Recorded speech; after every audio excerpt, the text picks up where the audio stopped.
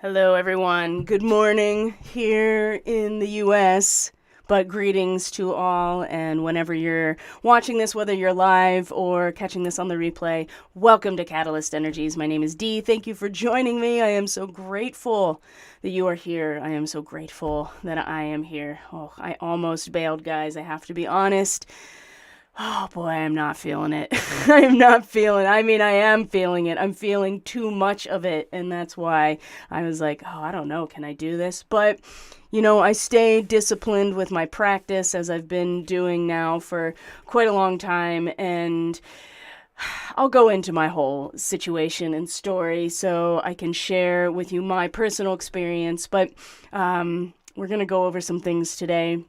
I knew that I would gather more people with my title about welcoming fresh and new growth, as opposed to how I was really feeling which is like, when are you gonna wake the F up? That was what I really wanted to title this, but and you'll have to forgive me because there are other reasons why I'm feeling I would say exceptionally spiky right now, and I'll go into that as well because there was a pretty profound lesson and experience that I'm really meant to be sharing. And as I've learned, and as I'm sure many of you can also relate to, the best teacher is experience, and without those experiences, it's really difficult to be able to share and communicate what you've learned about those experiences if you haven't yourself gone through them. So welcome back, everyone. If you're new here, welcome to the channel. Thank you for being here. And as always, when you interact with this content through liking, sharing, subscribing, if you feel so called, it really does help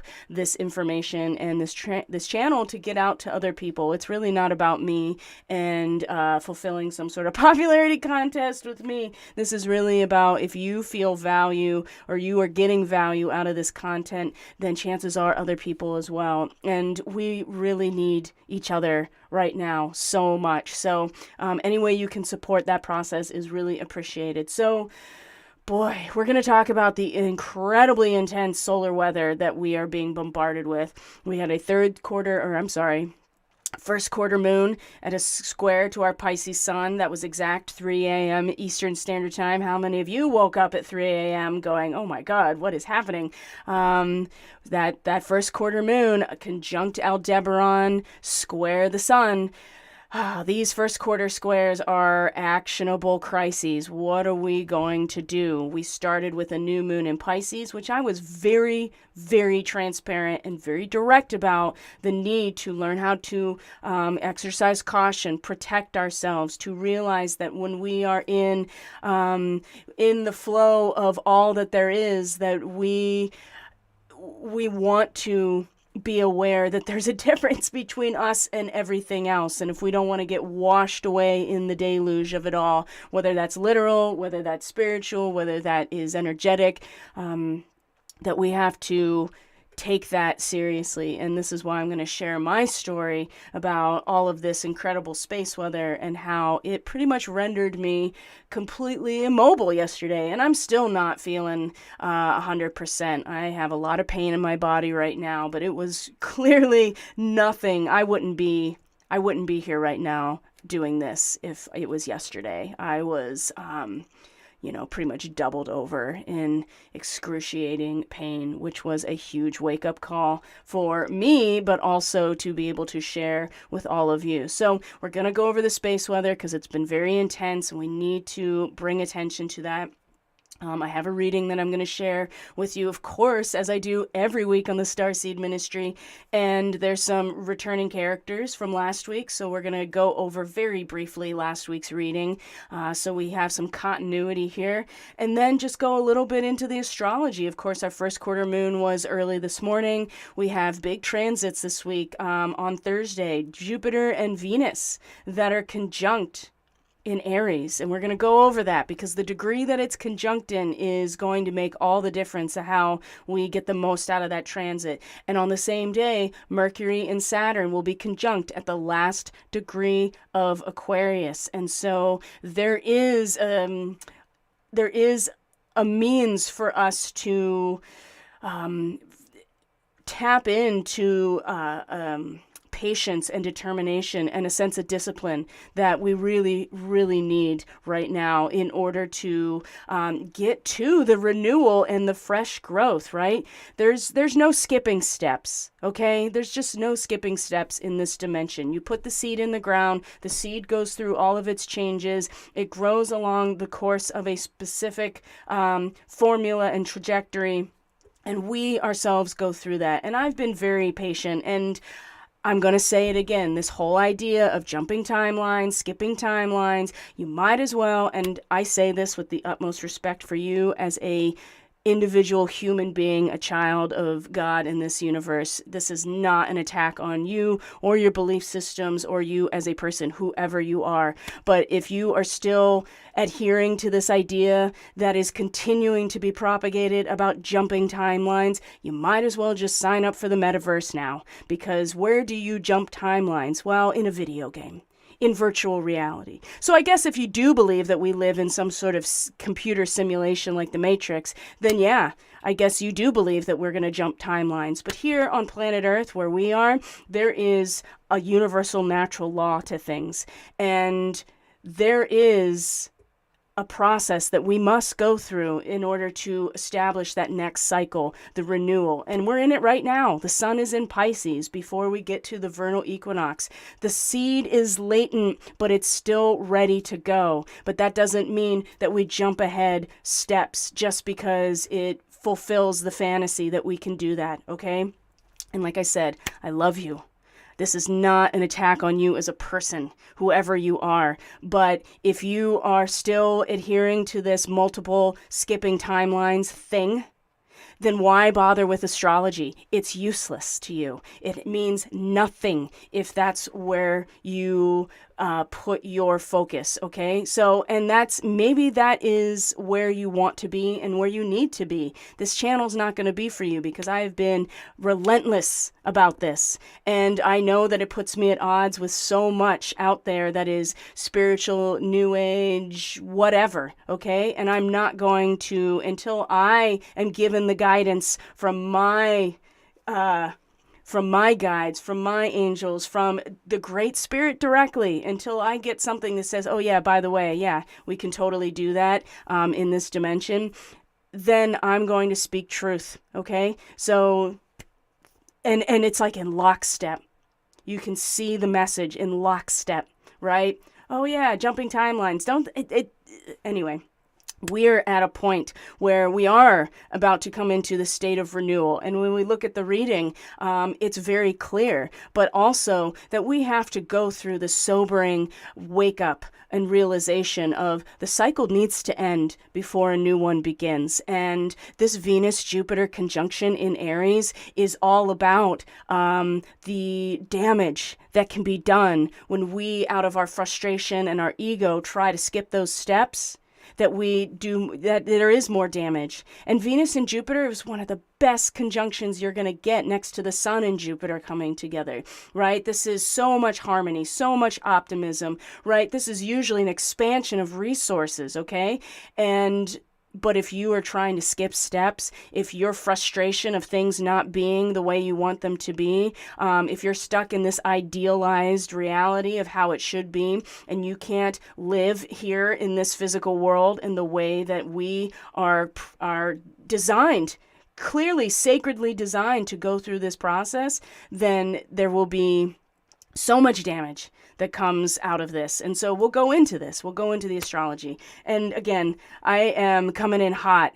And that is because I have gone through my own trial by literal inner fire over the last day. So before we get started and we look at the space weather and how intense it is, I just want to share what's going on. Of course, I'm still offering the Galactic Oversoul reading, the Draconic chart, which looks at the unconscious drives of the individual. That's still on sale on my website. You can go to catalystenergies.net, linked in the description box, and go to the homepage. And all my current offerings are right on the homepage and how to book them. This is a really good tool if you are wanting to understand the unconscious drives. The natal chart looks at your personality in this particular incarnation, but the Draconic chart is basically moves the chart around so that the nodal axis of the moon, which is the trajectory of your soul's evolution, is moving towards 0 degrees Aries, which is the vernal equinox. Everybody's draconic chart has this. So what a great time to actually look into this as we are coming up on the vernal equinox on the 21st, which, by the way, will be a new moon as well, the same day, 0 degrees Aries. Okay, so this new seed point of renewal and new creative potential is really, really strong. But we have to finish out this cycle first, and the draconic chart is just a really great way to see the underlying dynamics that are in play at a soul level that aren't always as obvious as the natal chart. Pisces and Virgo people, the lunar transit forecast is still open for you guys at the sale rate. You can get a 30-minute just check-in or the full 60-minute about this whole lunar cycle. We have a full moon in Virgo coming up on the 5th of March. I'll have to look at that. The dates. I'm so disconnected from the calendar at this point. It's really hard for me to draw that back into my awareness. But we have a full moon coming, right? We just had our first quarter moon and a full moon in Virgo. The moon will be in a trine to Uranus pretty much directly at the full moon. So there is some cathartic release coming with this full moon in Virgo. So maybe if you're a Pisces Virgo person, this is going to hit you right in the heart of who you are, how you express yourself, how you feel, and you may want to get a check-in about that. And the thing that I really want to share with people that is very close to my heart and my mission really is that we are about to start our Reiki healing 21-day event attunement. And this is going to come along with a protective crystal grid that I am creating as well. If you are interested, you can go to catalystenergies.net. You can register, or you can send me an email directly at my Gmail address, also in the description box, just putting Reiki healing attunement in the subject line. You will then get an intro email. There's still no obligation at this point. You're only really it's when you send me your sliding scale fee that you will really be entered into the process. But the intro email has all of the information that you're going to need to make that decision. Do I want to participate or not? This is 21 days of daily Reiki healing attunements. Healing attunements are not the same as being attuned to practice Reiki. Anybody can get a healing attunement. The crystal grid is going to be out of my own collection. I got them cleansing in salt water right now. They've been clearing themselves now in salt water for days. They'll be ready to go. And each day there will be a little video or email or message about all of the crystals that are in the grid, what they're good for, how to take care of them, and just to give you an idea of how to build these grids for yourself. So it's a sliding scale fee, $22 to $88. If you are a monthly member through Subscribestar, please sign into Subscribestar. Find this flyer because it's going to give you what your discounted rate if you want to participate, and then send me the email or just send me the payment directly. You'll get that information as well. And this starts on Wednesday. This is also open enrollment. So if you find later that you're like, I really want to get in on this, but it's already started, it's not a problem.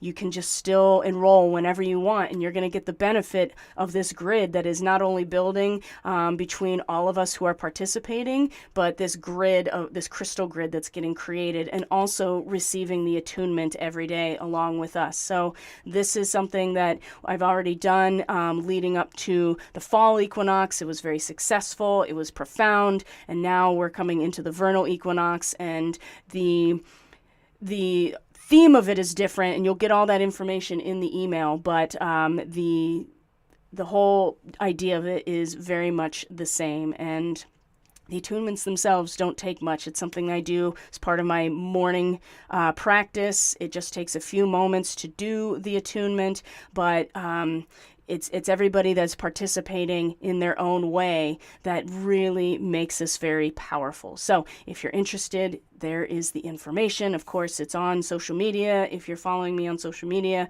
and you just go to my website, and that it's right on the homepage, and then you can get all the information you need. So now, with that being said, let's get into the space weather, because this has been, and I'm still feeling it. And I just wanted to show you this picture. Here's this Venus Jupiter conjunction that is coming into perfect alignment here. on Thursday, the 2nd. I believe that's when it is. So I just wanted to share that with you. And of course, you see this person who is like so perfectly posed on top of the mountain. Pretty photogenic, I would say. But I do want to start sharing with you the space weather. So let's actually start here with the Schumann. And then before we get into the reading, I'll check in with the stream and the chat and answer any questions and address any comments. And I really just appreciate you guys so very much. I hope the stream is going well. And yeah, it looks like everything's healthy. So it was buffering a little bit, but I had to turn some things off. Everything looks good. Okay, so here is our Schumann resonance. So for those of you who've been paying attention, we saw that last week the Schumann was popping off in, there was number of amplifications day after day. The quality of the Schumann was just all over the place for almost all of last week.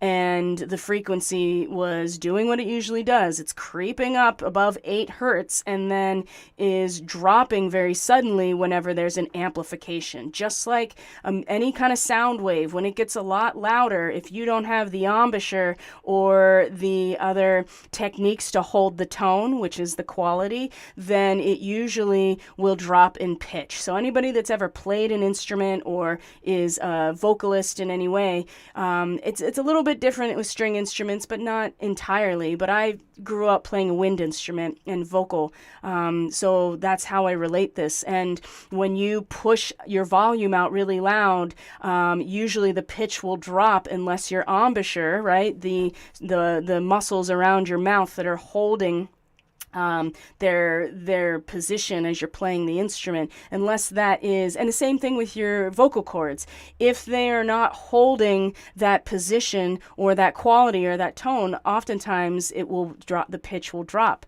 That is, and it's consistent. I've been measuring it now for months, and every time the Schumann amplifies, right, the wavelength gets louder, right? That's when you see all of it turn from blue to green to red to white, and it gets all white and just like you see here, but last week it was a lot more. Every time the frequency drops back down to what? Baseline, where it's supposed to be, right? I used to think that the fact that the Schumann was going up in pitch meant that that was an indication of our ascension. I don't actually feel that that's the case anymore. I feel like that is something is being modulated, and I hesitate to say too much here on YouTube because you know how that goes. But when the Schumann gets loud, the pitch goes back down to baseline. And right now, if you look at it, if we were to go back and look at the actual data itself, and I'm going to show that to you right now, we're going to look at the amplification itself. It's pretty mellow, right? You can see it, and it's in Russian, but you know what you're looking at. It was up here 27 a couple days before the weekend. It was up to 40, and now it's just mellow. It's just chill, right? And so we have all this incredible space weather that's happening right now, but the Schumann isn't really doing anything. It's just kind of sitting here. And even if you were to look at the quality of the, the tone itself, this red line was consistently going whoa, whoa, whoa, all the time that it was the amplification was getting loud. Now it's just mellow, right? And there's a little bit of change in the last day or so in the quality, but nothing like it was last week, okay? And of course, here's our frequency as well. And you can see that it's also pretty stable, whereas last week it was just jumping and jumping. So many people noticed the tones last week in different situations, getting the tones in your left ear, your right ear. Some people are getting them in kind of like multi-tones. That's happened to me before. Different pitches are happening as well, and I'm tracking them down to the minute, and there's definitely a connection when the Schumann is less stable. There are certainly more tones, but there's more tracking to be done. That's how science actually works, right? You have to take observable data and have a lot of it before you can start analyzing it. So I encourage you to keep track of the tones, right? Keep track of them. Learn how to read this data, right? That's important so that you understand what you're actually looking at and you don't rely on me or anyone else to tell you, oh, this is what it means, because that's how we have gotten into this mess, is relying on other people to interpret what we are absolutely fundamentally built and able to read for ourselves in our own bodies, okay? So that's the Schumann. So what I want to share with you now is this incredible space weather. So there was a lot of really big flares last week, and let me find the data here. They were letting off CMEs. We also had a solar wind stream that just hit us at the same time that we were getting one of these two big CMEs. What's a CME? A coronal mass ejection. Huge streams of plasma coming at us in influencing our magnetic field around our planet that apparently is weakening. Now look, I haven't seen this in a long time. You know, it gets up into the yellow, sure, and it was doing that all last week, and it was going up and it was going down. It was going up and it was going down, just like the Schumann was. Oh, that's interesting. And now we've hit KP7 almost into the red. And I'm going to tell you what I experienced yesterday in a minute. I'm just sharing this with you. So we're in solar storm conditions, and we still haven't even gotten the second CME to hit us yet. So just be prepared for more of this. How are people feeling, right? Somebody said to me, my anxiety is palpable. Other people are having serious physical issues right now, not to mention all the other things that would cause them. But this was really, really strong. And then the other thing, too, is to look at the solar wind in real time. Look at it. So this is the temperature down on the bottom. This is the wind speed. It is like 800 kilometers per second right now. That is really, really fast, okay? And the temperature going up means that it's also moving very, it's the particles are moving more quickly. This is the density of the particles in the solar wind stream, or the coronal mass ejection.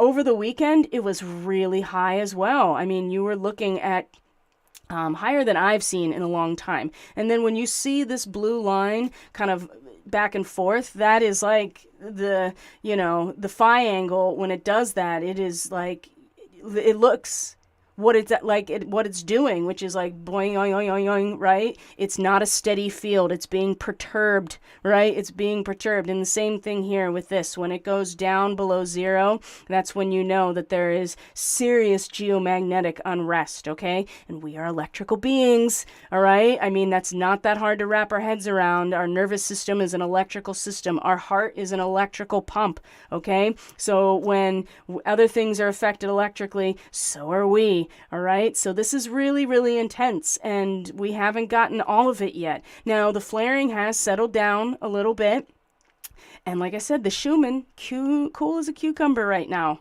It's not doing anything.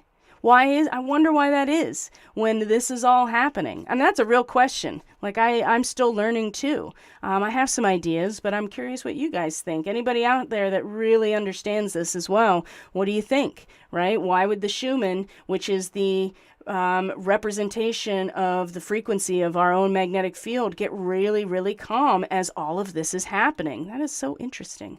I don't know why. Now, let me share with you my experience before we get into the reading. And I'm going to check in with the stream here as well, make sure it's nice and healthy. It looks pretty good right now. So, yesterday was excruciating. Absolutely excruciating. I did all the things I know how to do. And I was still absolutely rendered seemingly powerless, right? And there's a lesson here.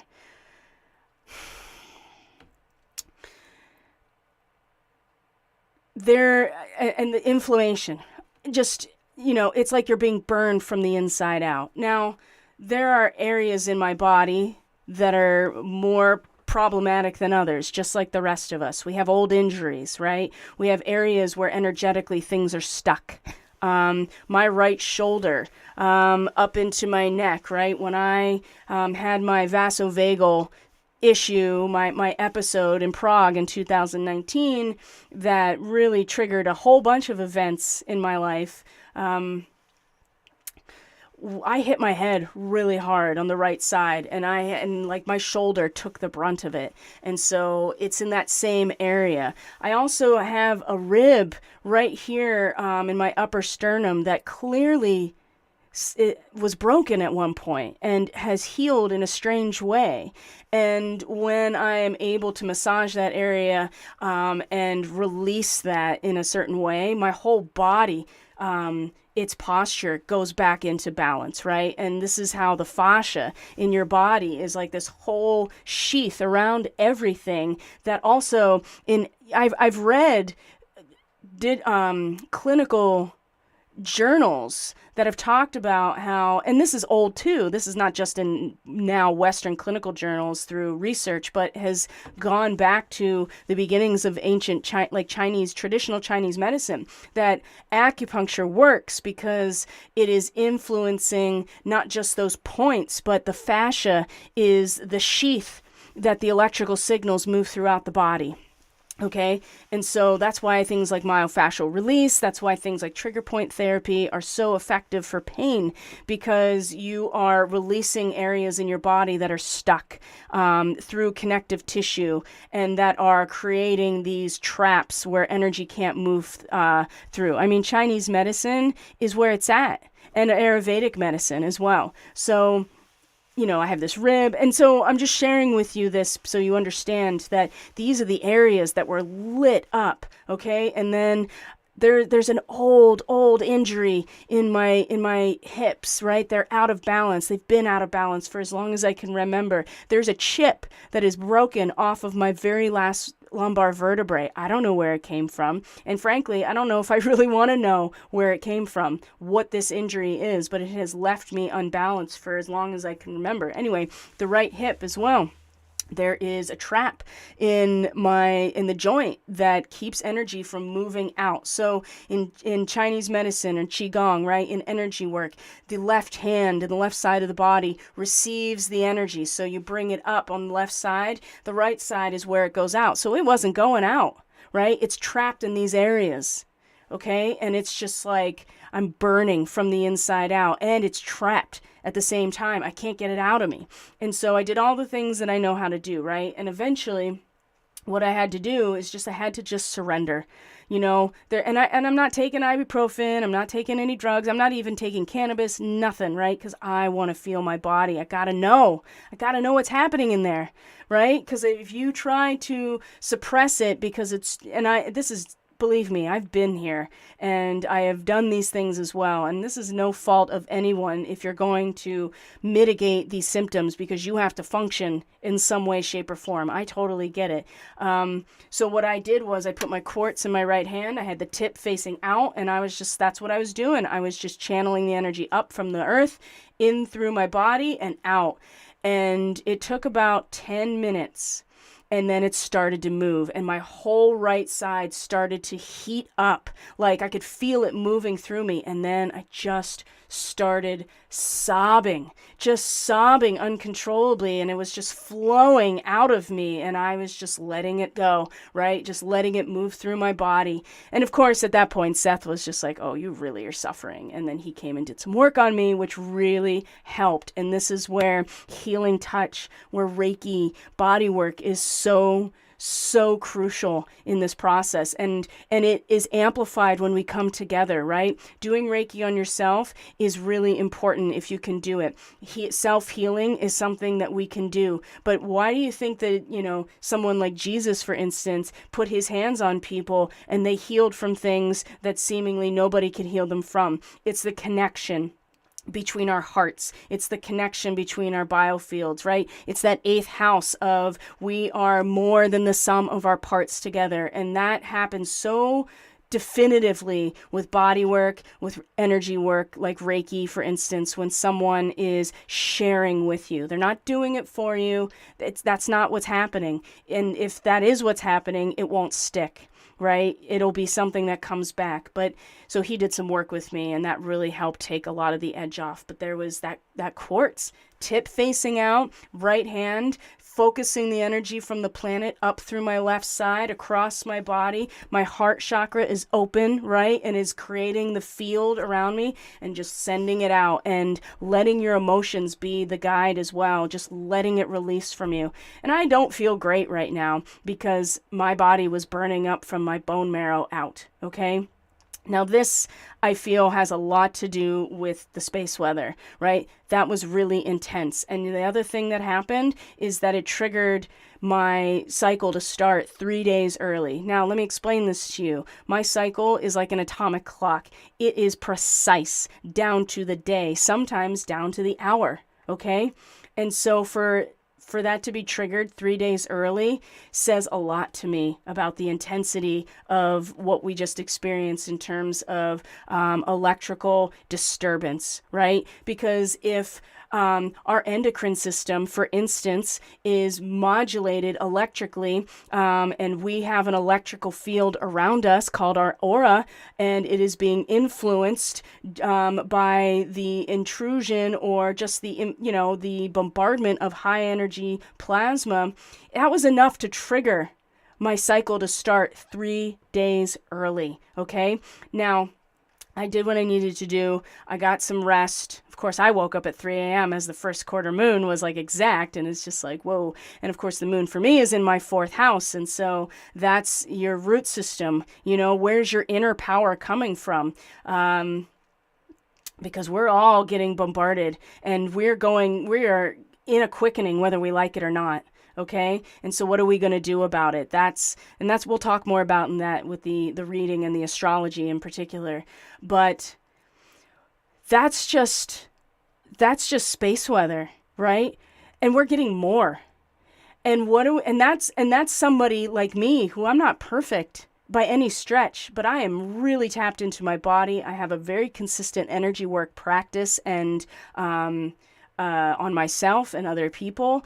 I, at the very least, like, I don't live in a city. I test my water quality, right? It's a balanced pH. Doesn't mean it's perfect, but it's better than other people. And I was doubled over. What are we going to do when it's not just the sun, or it's the sun plus, right? We have to be very aware of this. And this was a wake-up call for me, right? Now, of course, when you are women who are at that part of the end and beginning of their cycle, if you're a person that's still having this, if you're in that part of your life, either if you haven't gotten there yet or you've passed it, this doesn't apply to you necessarily. But for those of us who are still having a menstrual cycle, in Ayurvedic medicine, that is the time where your pitta, or your inner fire, is naturally increased, okay? And so imagine that happening. Imagine this space weather having a really strong bioelectrical effect on you, and then you put on top of that everything else that is not natural, that is still following those same principles of electrical intrusion. And I don't want to say what it is on YouTube because I don't want to get I don't want to lose this platform. I want to be able to reach people because I'm reaching people every day through the algorithm, because they are looking for not even answers. They are looking for direction, because everything that they had maybe put their faith into is turning out to be either bullshit or taking them down the wrong direction. Okay, so we have to be very real. And I told you this is what the new moon was about. How do you shield yourself while being still part of everything? How do you surrender? So here's the question that I had to ask myself, and I would really encourage you guys to ask yourselves. Are you going to be able to surrender to these situations and keep your head on straight and know exactly what to do when you're doubled over, or someone in your family is doubled over, and there's no amount of drugs or anything else that is really going to... And I've been there where I've dosed myself up on ibuprofen and it didn't even do anything, because it is coming from the inside of your bone. Right? It is a light wave that is propagating out, and the inflammation, your whole body is swelling. Okay? What are you going to do? Do you have the capacity to breathe through it? And not even breathe through it, but know what you can do to move the energy through your body, okay? Because this is no joke. And it's just going to get more pronounced. And I don't want to be like, and I say this every time, but it's not about doom and gloom. It is about reality check here. And that was a huge reality check for me. That was just like, okay, it may not even be, you might be doing all the right things. And then there's going to be moments where you're going to have to, focus and be able to hold it together.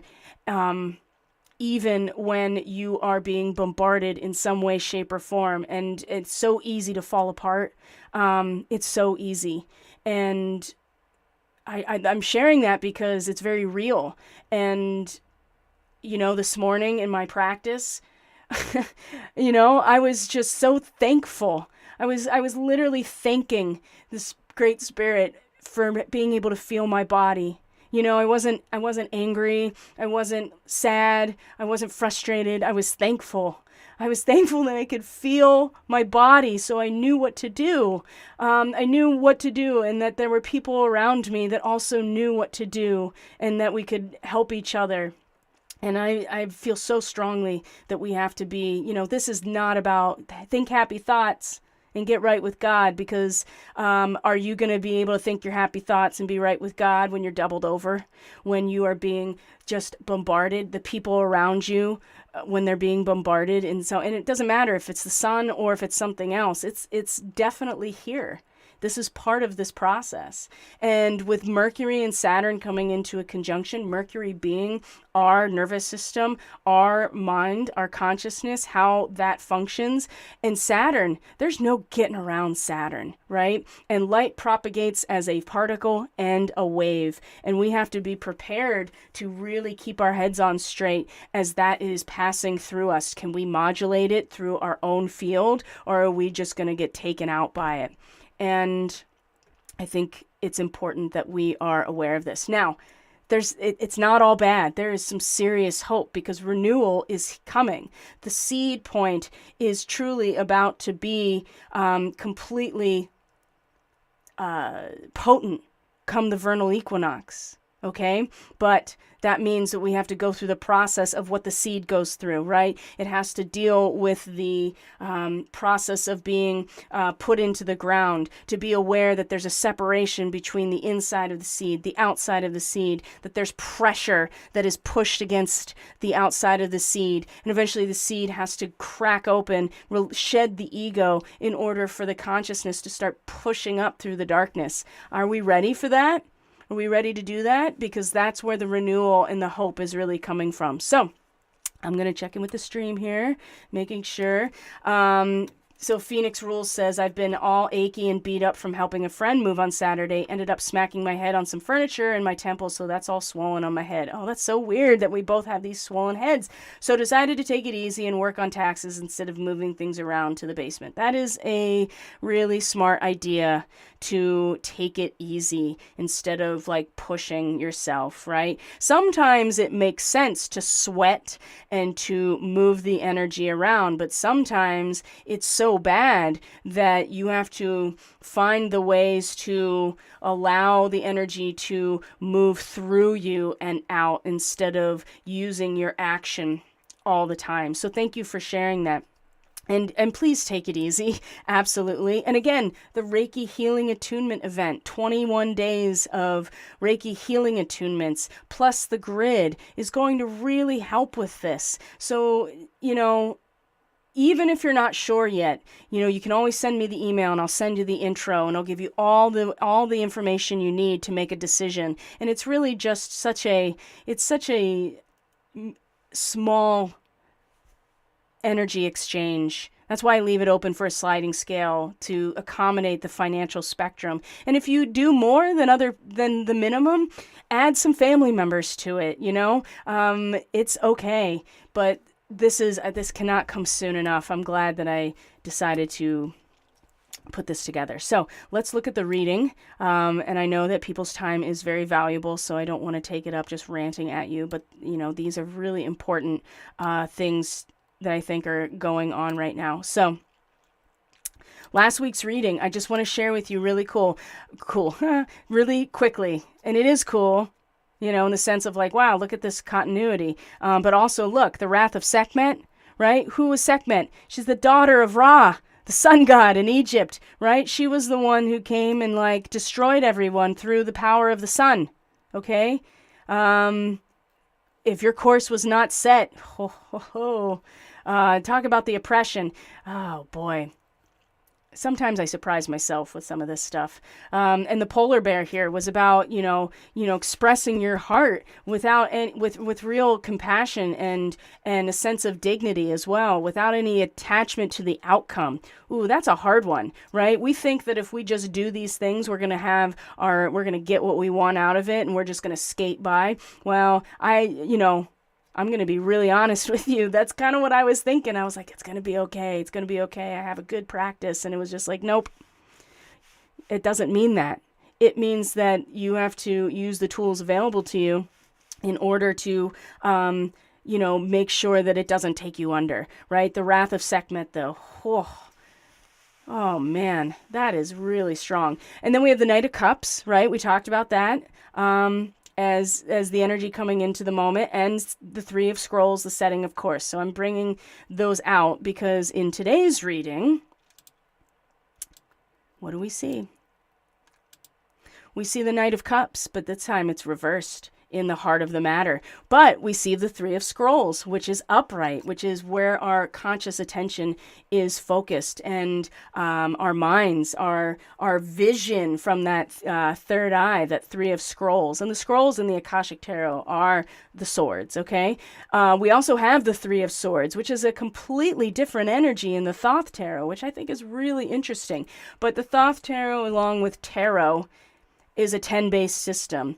The Akashic Tarot is an 8-based system. So those are two systems. So those numbers don't always correspond with the same energy, okay? And I think they're very valuable together to show that eightfold path, which is our solely lunar cycle, and the tenfold path, which is, the 10th house and Capricorn, the zenith, right? But it's also the duality nature of physicality, right? The 10 or Capricorn is an earth sign, and it represents the ways that duality functions in this universe. And that if that is your stopping point, then you do get kind of recycled back into it over and over and over. So just keep that in mind, that we still have these threes here of the same suit, but they mean different things in different systems. I think that's interesting. And you can see that there is an overlap, though, when you really expand on these things. So we have the Knight of Cups. It is reversed. We have the Three of Scrolls now, but it is upright, so it's not as unconscious. I think it's way more conscious. We do have the Queen of Forces also reversed, and these two cards represent the same things, fire and water together, and they're both reversed. Fire and water, that's inflammation, right? I mean, it's also steam, but when it's stuck, it's boiling water in a pot that's going to blow, right? So we'll talk about that. But we have the Princess of Discs, right? That is the end of the cycle and the beginning of a promise of a beginning of a new one. So really, there's a lot to look forward to, but we cannot be expecting to skip steps, right? We can't, and what the harvest really means, and how it's going to influence us, how it's going to impact us. We have to be prepared for that, and like down to the body level, right? So, and maybe not everybody's going to have it that way, but that's certainly what I got. And so let's start on this reading, shall we? Here's our Three of Swords. Sorrow. Nobody likes this card. In the original Rider-Waite Tarot, there's three swords piercing a heart. Imagine that. But in the Thoth deck, it has this kind of melancholy, these two bent swords at the top, but there's one straight sword that is up the middle, right? Saturn in Libra, right? Libra has a strong Saturnian quality to it in general because there's no getting out of what this balance means. If one side is up, the other side is down, right? The whole point is to find the midpoint or the fulcrum, but you don't just get to bypass it. And, the only thing in Libra right now is asteroid Ceres, the goddess of agriculture, okay? In the sign of the harvest. And she's retrograde right now. It's been pretty difficult to have full experience of this, and we're very much internalizing that experience right now. And we have all this stuff opposite in Aries: Venus, Jupiter, Chiron, Vesta, Juno, asteroid Juno. In fact, Venus and Vesta are conjunct today. Actually, right around the time of the first quarter moon. So we'll go into that as well. But you have all this Aries. We have a stellium in Aries right now. And then we have just a little old asteroid, dwarf planet Ceres, the goddess of agriculture, opposite in Libra, in a retrograde, right? But boy, how powerful is that? That the process of balance, of the harvest, is something that we don't get around. Even when we have a seed that grows into maturity and ripens and drops a fruit, right? It doesn't just grow forever, does it? This is, of course, and I've talked about this endlessly, that the Draco, this is where they went sideways, is that they wanted to keep their fruit forever. They didn't want to offer it into social relationship, into a contract with life, right? With universal law. They wanted to keep it, and that's how it's gone so sideways, okay? To put it lightly, it's very corrupted. And those of us who are Draco Starseeds know that this is part of our soul's past. And we're here to make it, to resolve it in whatever way individually we are meant to do so. And that does give us the wisdom of serpents, right? But it also gives an incredible amount of responsibility along with that to not go into that space of perfecting our form for our own sake. And there's a lot of Draco Starseeds out there that are not doing that. They are doing it for their sake. Anyway, I digress a little bit.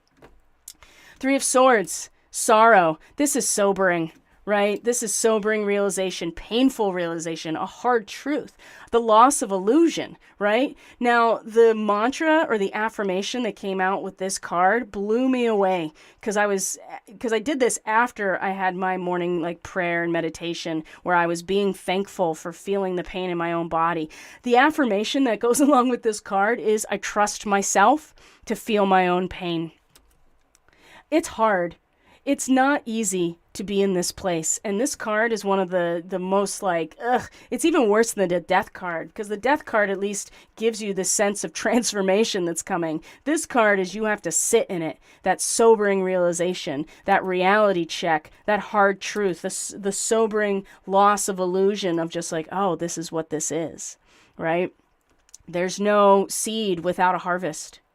We can't just be oh, seed. Where do you think the seed comes from? The fruit that is harvested, it's released, or the wind blows it away, right? I mean, depending on what you're talking about here. This is a difficult energy to come into the present moment of this reading, okay?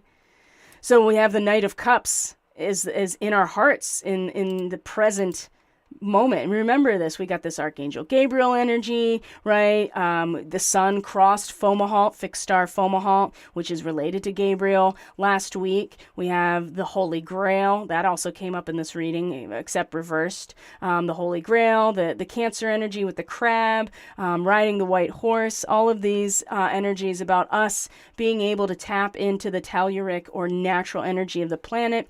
Now it's in reversal. So we make decisions based on how we feel rather than what we think.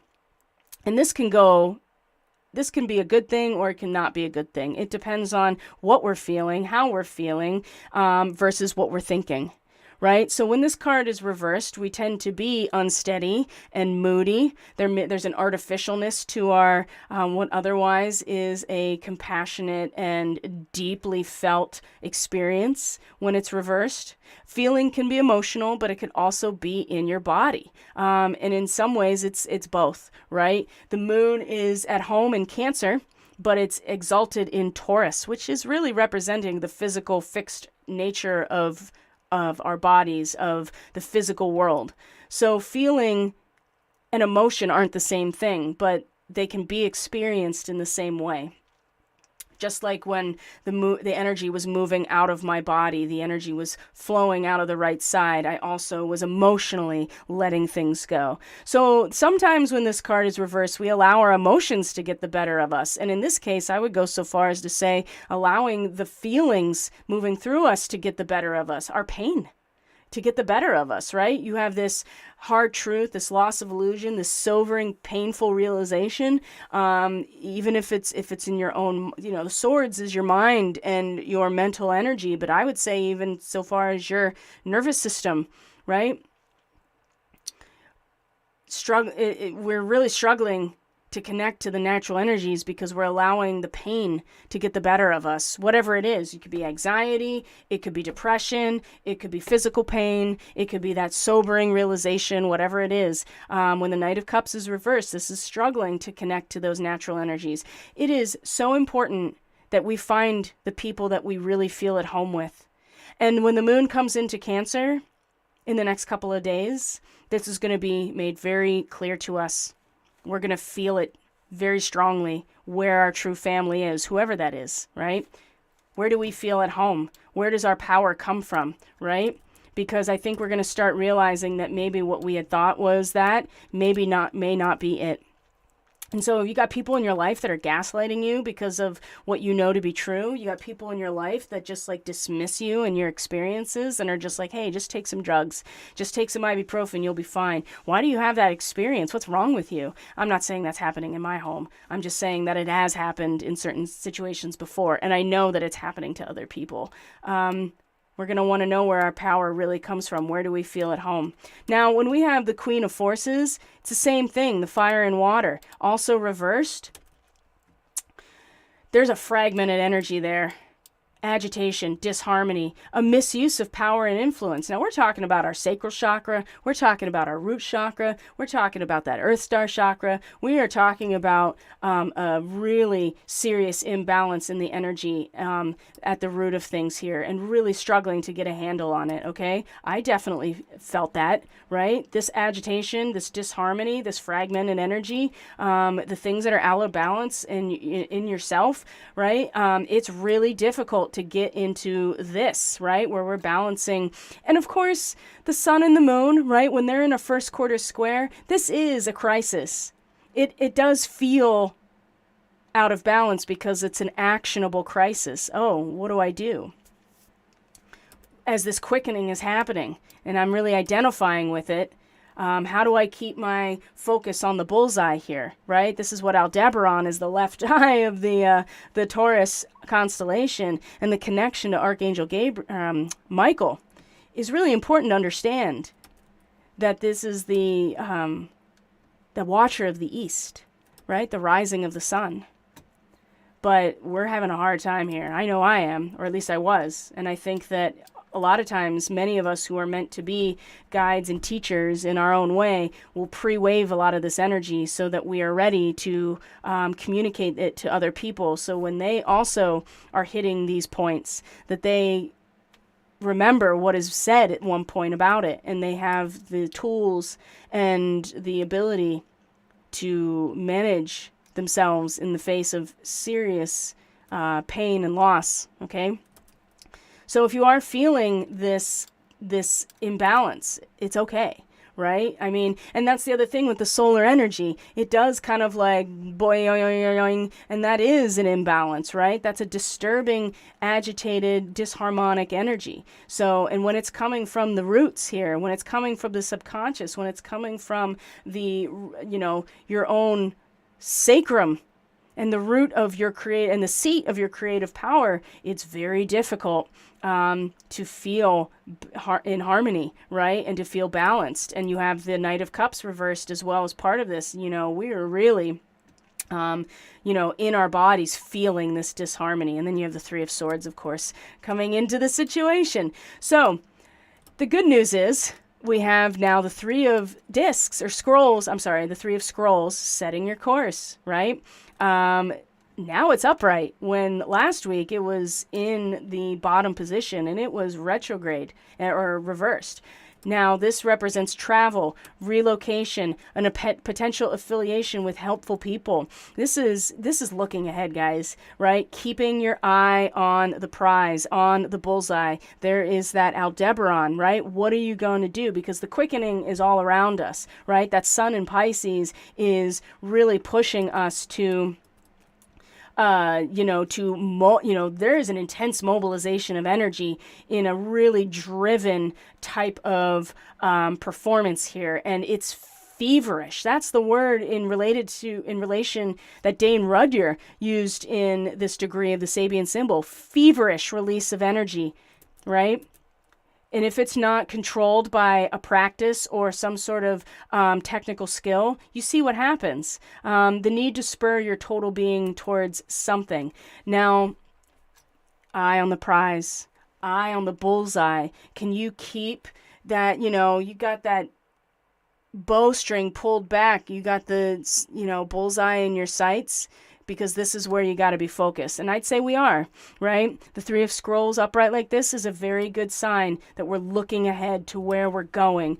And we do have to still be present with where we are, but that doesn't mean it takes us out of where we're going and where we want to be going, right? And we have to create a sacred space, and we'll get there.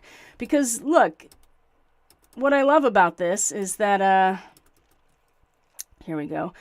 The Princess of Discs, right? This is beautiful, right? This is the beginning of something new, and our ability to manifest a new goal. And it's not a time to be stressed, right? Assistance is available if we ask for it.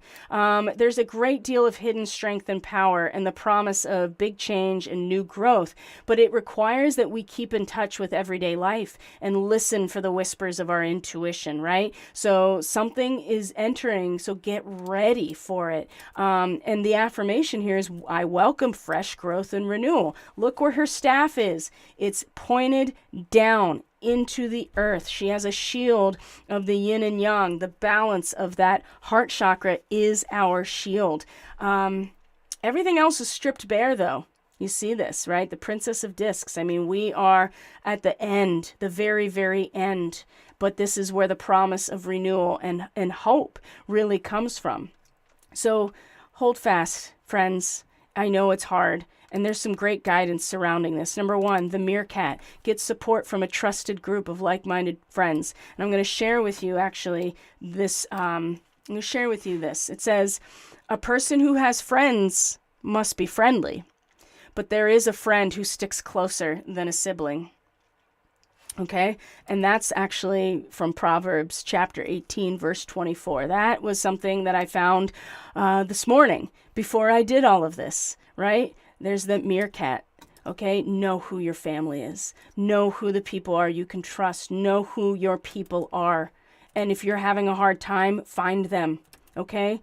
People who have loved ones who are close fare a lot better when they're sick than people who don't. And that's not new to us, right? So if you're struggling, there's nobody around you that is really able to step up and be there with you and assist in that way, you may want to really reconsider the people around you, okay? The meerkat gets support from a trusted group, and find those people. It may be here. It's part of the Starseed Fellowship, right? It may be other people in your life, right? And the other thing about Venus and Jupiter coming into conjunction is that not only is it like a resource expansion, but that resource can be the people in your life, right? But you can't force it, and you can't force it ahead. But you also can recognize how beneficial that is going to be in terms of finding like new friends and things like that. a new community if you realize that where you've been is not supporting you, and can't support you or won't support you, or in fact is somehow being compensated to intentionally not support you. And I know that that sounds crazy, but it's not. It's not. Believe me, many of us can attest to this, okay? That there have been people in our lives that have been compensated in some way, shape, or form to handle us because we represent some sort of threat otherwise. So recognize that, because they're not going to be there when it gets worse. So, and for those of us who are part of the Starseed Fellowship, we know who our people are. So reach out to them if you need assistance. Now, the Holy Grail being reversed just reinforces this. Now it says longevity, blessed partnerships, fortune, but look at what's around, look at where it's connected to. The Queen of Forces reversed. The meerkat that's saying, find these people. When the Holy Grail is reversed, rejection, material loss, sickness, okay? I'm telling you guys, it's just going to get more difficult before it gets better. And I know, it's hard to hear that. And you're like, how much worse can it get? That's what I said until I was rendered completely incapacitated yesterday. How much worse can it get? It can get really bad. So, and we know this, right? The people, Paige just came on here last week and told, commented, and thank you, by the way, for being vulnerable and enough to share your experience with everybody of 3 generations of people in your family having serious reactions to what happened in Ohio, right? And how it got blown across Ohio through Pennsylvania. And not everybody had the same experience, but that's very, very real, right? And if you think that that's stopping anytime soon, you can think again. Okay, so we need to be here for each other, because it is going to be, there is going to be rejection. There may be material loss. People are going to get sick. Okay, we need to find the consolidating of our power in Cancer is about our relationships and our bonds of commitment to each other. Okay, so find those people that have your back. Otherwise, you are not. It's going to be very hard to find that inner power. Okay. Let's see here. The space in between, the context, new dimensions, merging, right? You see how there's this like flow of lava between the white and the dark, the black and the white, right? The potency of where we're going. It has to be a sacred space. If you want the divine intervention, the spark of life to come into your experience and merge with you, which I think that we do. We want that. That's the new course that we are setting for ourselves, right? The place of new potential, new partnerships and affiliations, right? Maybe a lot of people are relocating this in just the next month or two. Okay, it's happening. I meant to share this earlier, but the state of Pennsylvania finally issued my massage license for the state, right? There's this whole reciprocity thing you have to do, and they finally issued it, right? And so I'm going to be able to start my actual in-person practice now. New things are coming, right? And the space in between means that you have to find the place in between the duality and the merging. And there has to be a sacred space for it, which is what the panda represents, okay? It's not just about having happy thoughts.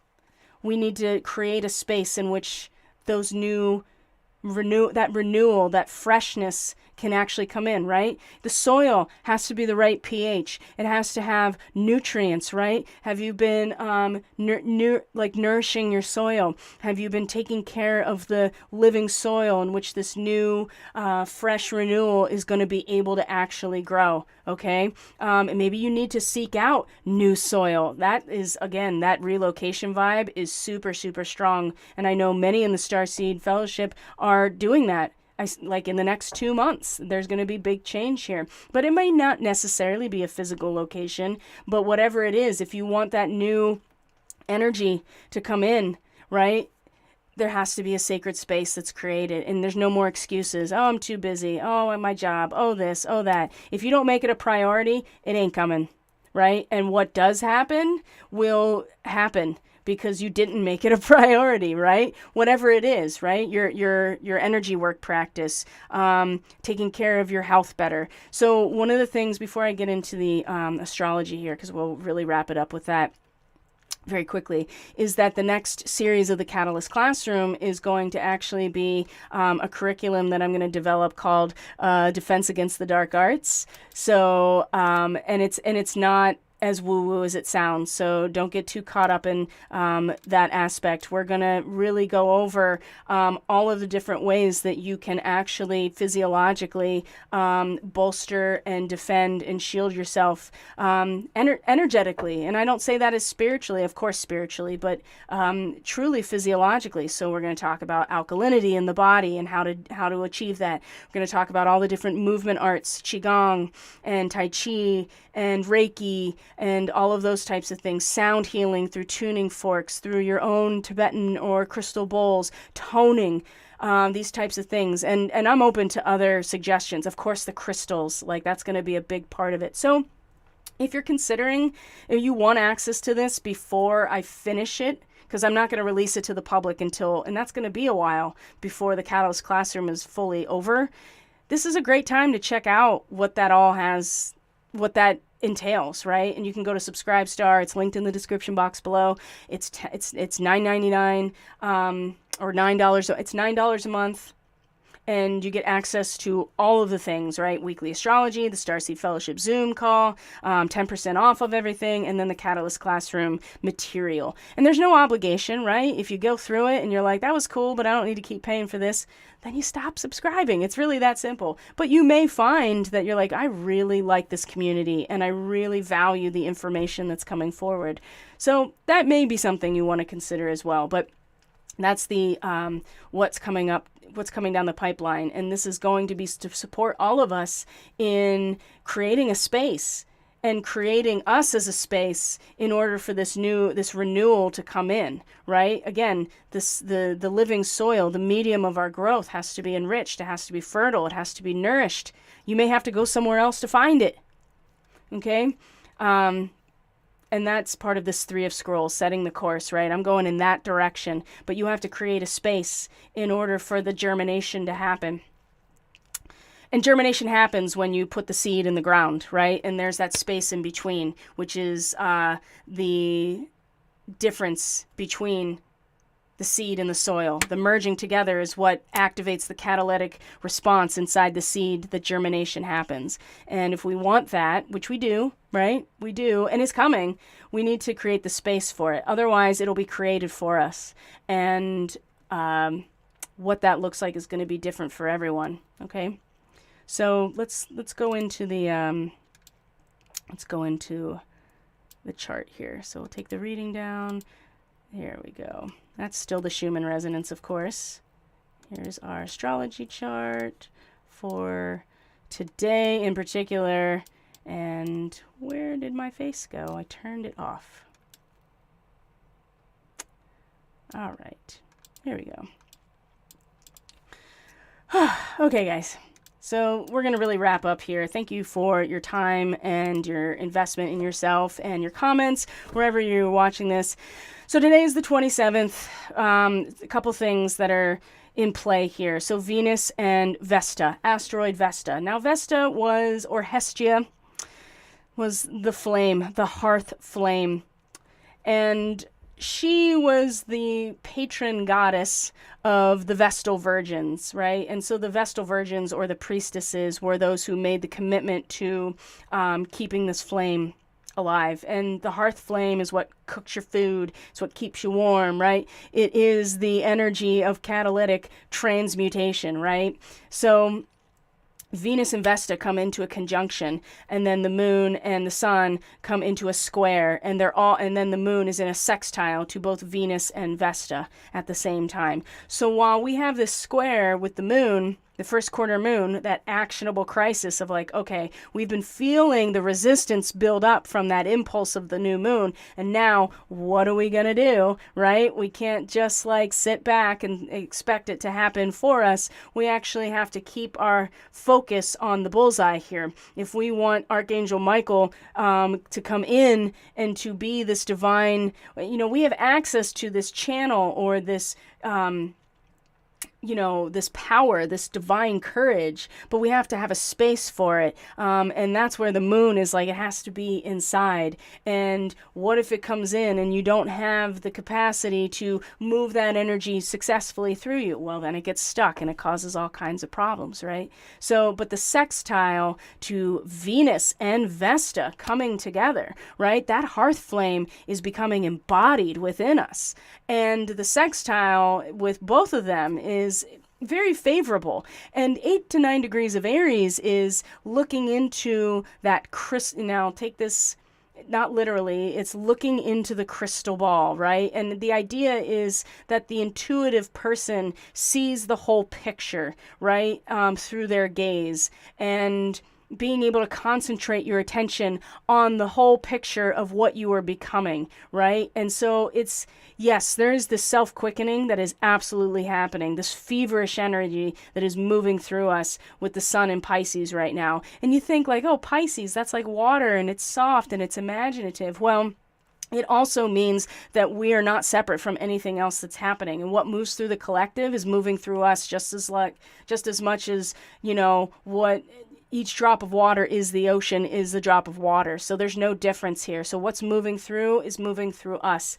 And when we're talking about the literal sun, we saw what was happening, what kind of plasma was reaching us. So we're getting it whether we like it or not. And it's really forcing us individually, because the moon represents the individual's ability to adapt to the world around, to adapt the energy from the sun, going, okay, what am I going to do with this? How am I going to actually, instead of just reacting to the resistance, how am I going to start pushing those obstacles out of my way before they become a problem? That's interesting. Again, you may want to consider the Reiki event, right? It's such a small investment for such a powerful 3 weeks leading up to the equinox to really prepare our energetic template for, to shield the seed as it is preparing to become viable, right? So, but this connection to Venus and Vesta at the same time is like, there is your focus, right? The whole picture of what you can become, the potential of that seed in one intuitive kind of vision or picture. And Venus and Vesta coming together, it's like we're in our bodies embodying, or in our relationships or in our resources, embodying that flame, right? The Holy Spirit, if you want to think about it that way, the flame of transmutation, and what Vesta was often characterized as the flame itself. And so we're embodying the flame, and what we do with it is really up to us, and how we manage it is up to us. I'm not suggesting that there's something wrong with you if you can't do that, or that, that it's an ascension symptom, because that's not what I'm saying. But it's important that we are at the very least, that we are able to keep our gaze on the full picture here, and see that there is renewal, that there is hope here, but we have to go through the process of finishing the cycle previously. And Pluto's at the last degree of Capricorn, right? It's about to come into Aquarius as of next month, and it's going to be a whole new ball game. And yes, it will come back into Capricorn in its retrograde, but Saturn's going to come into Pisces, and it's not going to go back into Aquarius. It is going to stay in Pisces. So it's going to be very depressing. I know with Saturn in Pisces, I have a strong feeling that where you are in the collective is where you're going to be. It's going to be like either an albatross around your neck, or it's going to be like, your backbone in this whole thing, right? It's going to be like the spine that houses your cerebral spinal fluid, okay? And right now, we're getting so much help to get this figured out for ourselves. We don't have a lot of time left. We really don't. I mean, that's the thing. This is the cosmic clock here, is letting us know what time it is, you know? So I think that the fact that the moon, was in a square to the sun, but the sextile to Venus and Vesta at the very same time is really favorable and really supports us in this process quite a bit if we can take advantage of it. Now, Lilith is back in Cancer, the last degrees of Cancer, opposite Pluto. So for the people who are struggling to let go of the past, this is going to be where people are going to make some... It's, you know, Lilith is a dark, exploitive energy when we try to use our own egos or our own power. It's like that Queen of Forces. When we try to use our power to manipulate people or exploit them or misuse our energy because we feel separate and agitated, and especially the last degrees of Cancer, which is very much like glorifying the past of where we've been, it's going to be very difficult, especially opposite Pluto. This is like, wow, I have the final say here on this entire system, and this entire system's going, is finally going down. Now, that doesn't mean that what's coming into place is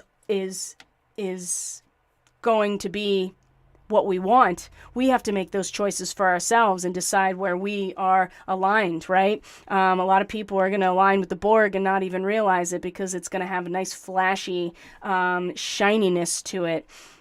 But before we get there, this glorification of the past, or this this inability to let go, is going to be really difficult. And so this opposition is really spelling this out right now. There is no going back. And we know that. We definitely know that. But there are a lot of people that are just like, oh, we're going to, it's all over and we're going to go back to doing what we were doing. And I really do hope that that we can do that to a certain extent. But I am looking at this chart going, I don't think so. Now, we're going to move through the next... I want to lead us up to Thursday because that's where we're going to get the Venus-Jupiter conjunction. So the moon's going to move through Gemini. It's going to move through Cancer. And while it's in Cancer, crossing Sirius, this is where we're going to get the conjunction at 13 degrees Aries of Jupiter and Venus. And we're also going to get Mercury and Saturn conjunct with each other. So I'd like to share really quickly just a couple of things about those transits, and then I think we can call it good for the day. And I'm going to go get in a baking soda bath and try to balance my own pH level on the inside, because that's going to probably be more helpful than anything else at this point. So, Thursday, March 2nd, Jupiter and Venus come into a conjunction, 13 degrees Aries, and it's right there with Chiron. So as far as I'm concerned, it's conjunct Chiron as well. And Chiron, even his own hybridization didn't save his ass. He had to give it up in order to release himself of his own suffering. That's all I'm going to say about that. An unexploded bomb reveals an unsuccessful social protest. This is 13 degrees Aries, and this is where Jupiter and Venus are in conjunction.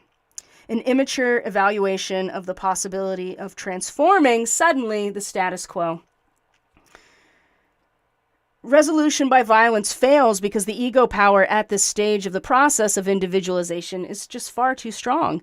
The state thwarts attempts at popular revolution because these are premature expressions of a consciousness which is not free, but can only react wildly to constraint into a central ruling power.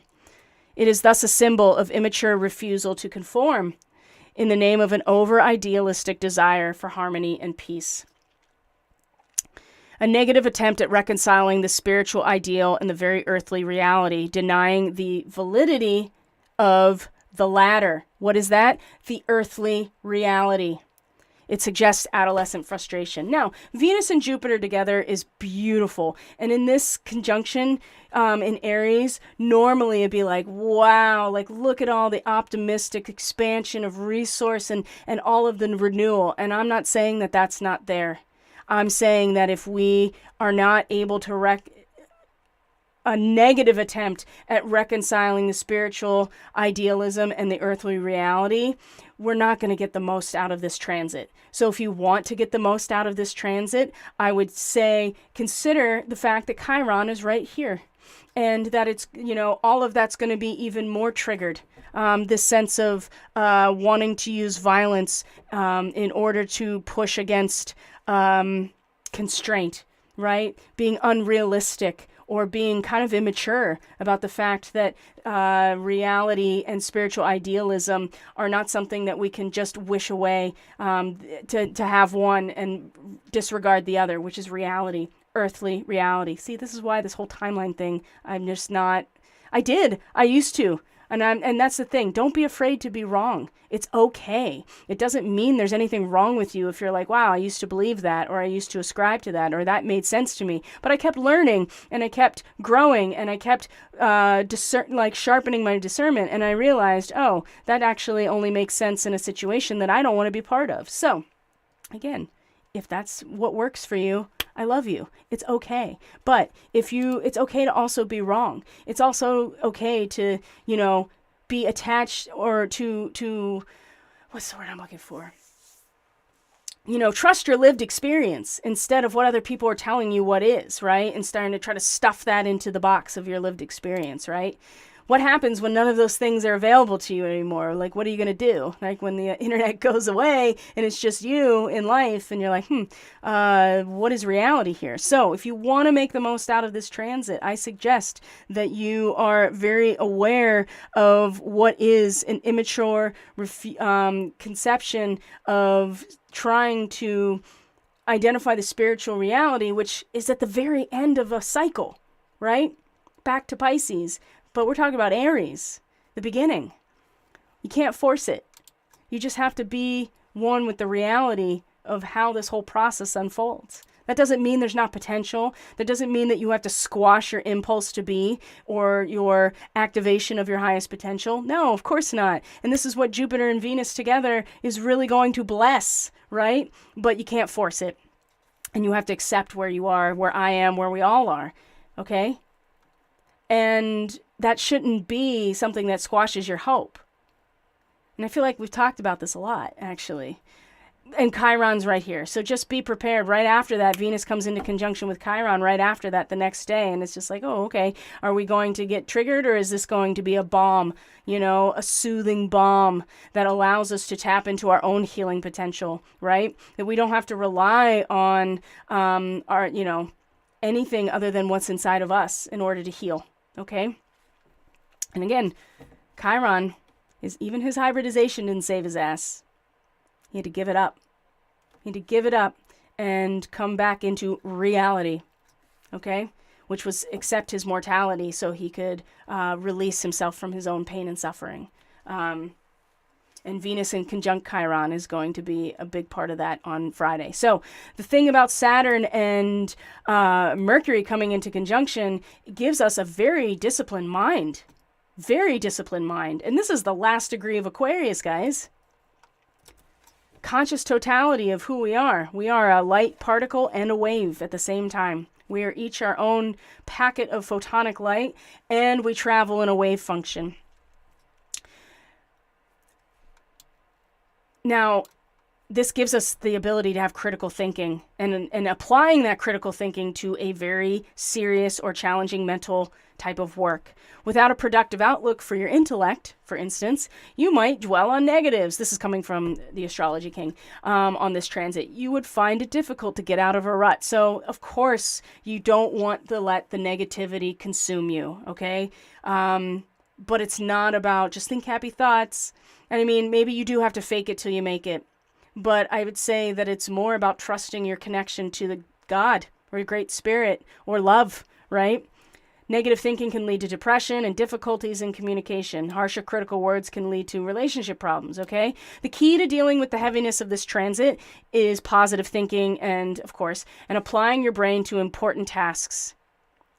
This is a good time for requiring sustained concentration, patience, and sound judgment, okay? Common sense approach, attention to detail, long-term outlook. Oh, that looks like that 3 of Scrolls. Long-term outlook. Make this an ideal time for setting what? Long-term plans. Serious discussions about hardships in life can lead to useful outcomes. Couldn't said it better myself. So this is Thursday. Mercury and Saturn, along with Jupiter and Venus, right? It's time to wake up, guys. Be realistic about what's happening, what you're going to do about it, how you're going to take care of yourself, the people around you, right? Your loved ones, when you are faced with that sobering realization of the Three of Swords, okay? And that doesn't mean it's supposed to squash you. I mean, it will, it is supposed to do that, but you have to be realistic about what's happening and start making real long-term actual plans and create a space that is going to nourish the new renewal, okay? And like I said, Jupiter and Venus they're a blessing, okay? But only if you are not trying to negatively reconcile spiritual reality and our spiritual idealism and earthly reality by just ignoring the earthly reality. And I don't think many of us are going to have the opportunity to ignore it. That's just my opinion. So maybe you have a different opinion about it. I'm just going to check in with the stream here. Where did it go? Oh, it's right here. Wishing you a wonderful week ahead. Thank you, Phoenix Rules. I wish you the same wonderful week ahead as well. I appreciate all of you very, very much. So very much. So just consider all of the offerings that I have on the table. You can just go to my website. Everything is on the front homepage. I am offering the energetic tune-up to book it up until Wednesday. So if you want a one-on-one energy work session and reading with me at the discount rate, you can still book it up till Wednesday. It's still on my website, so you can do that as well. But take care, guys. Seriously, have a good week ahead of yourself. Starseed Fellowship. We're going to be doing our Zoom call this week. Keep an eye out for the scheduling poll on Subscribestar. And what else? And your astrology report, full moon in Virgo. So that will be coming out for the Virgo people soon as well. So you may want to consider a transit reading. And of course, if you're part of the Starseed Fellowship, and you are a monthly subscriber, then you get the sale rate for a lunar transit forecast no matter what your sign is. So that's also something to consider as well. So thank you so much, guys. I love you so very much. Please take care of yourself as best you can. Reach out if you need support. And I'll see you next week for the first Starseed ministry for March. And our full moon in Virgo, which will be on the 5th. So we'll check in about all of those things when we get there. Take care of yourselves. Take care of the people around you the best that you can. God bless. I'll see you later. Bye.